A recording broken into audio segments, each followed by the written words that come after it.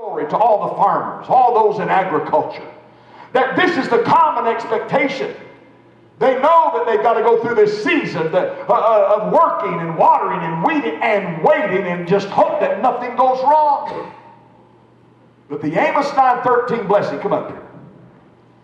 The Amos 9:13 blessing shows a divine intervention of this process. I'm about to run these aisles. Come on. My Lord, it just hit me. I'm about to run these aisles.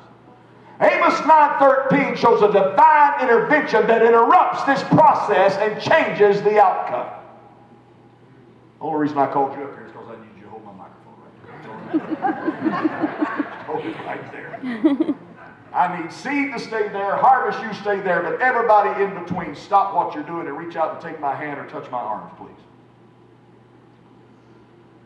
Amos 9:13 gives the picture that when God is ready to step into this harvest process and this seasonal thing, and He accelerates this, He's literally pulling in and condensing this whole process so that it doesn't take as long to work, and it doesn't take as long to water, and it doesn't take as long to weed, and it doesn't take as long to wait.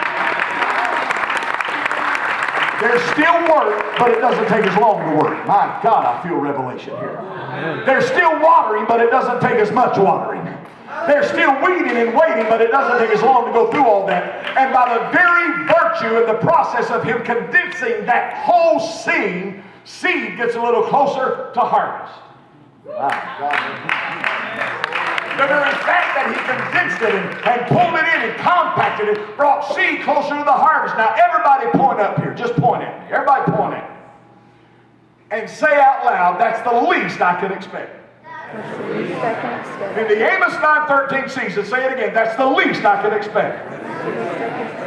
Thank you, Stephanie. You said it. But I said earlier, and God says in His Word, I'm going to exceed what you expect. So it's not a least that you can expect proposition. Amos 9:13 is more than this. If Amos 9:13 kicks in, here's what that looks like. God comes down and He looks at Brother Work. And He says, you've been faithful, you did a good job, and thank you very much, but you can go sit down. And seed moves closer to harvest. He looks at Brother Water and he says, oh, you were faithful to pray. You were faithful to fast and faithful to just be involved in the work of the Lord, but your prayers have touched heaven, and I've heard your prayers, and I'm answering those prayers, and you can go sit down, and seed moves closer. Y'all not getting this. Y'all not getting it. Seed moves closer to harvest. He looks at Brother Weed and says, you've been sober, you've been vigilant, and you were careful to protect the seed, and you didn't let anything get in the harvest field and the harvest rows that would endanger the seed or choke out the seed. Thank you. There's a reward for you, Brother Weed, and you can go sit down, and seed moves closer to harvest. And God looks at time, and He says, the fullness of time has come, and all things are now ready, and you've been faithful to wait, and you've been faithful to pray, you've been faithful to hold on, but the fullness of time has come for Montana, and the fullness of time has come for the North Central region, and you can go sit down, and all of a sudden seed is overlapping time, and harvest is overlapping seed. I came by to tell you, this is the Amos 9:13 season fulfillment and manifestation for the state of Montana. My God, plant your seed and reap your harvest, and plant your seed, and reap your harvest.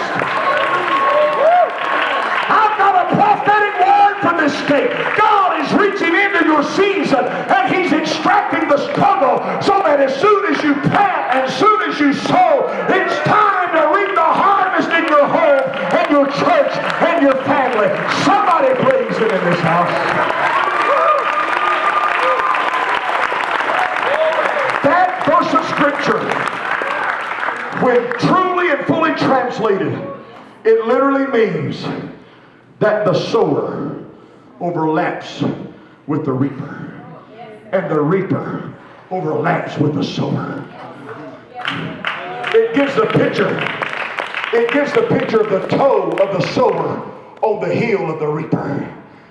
And he's breathing down his neck saying, if you'll hurry up and get out of my way, I can sow more seed. But as soon as he does, the reaper's got his toe on the heel of the sower. And he says, no, if you'll get out of my way, I can reap what you just sowed. I came by to tell you, that is the season God has brought Montana into. Amen. Thank you.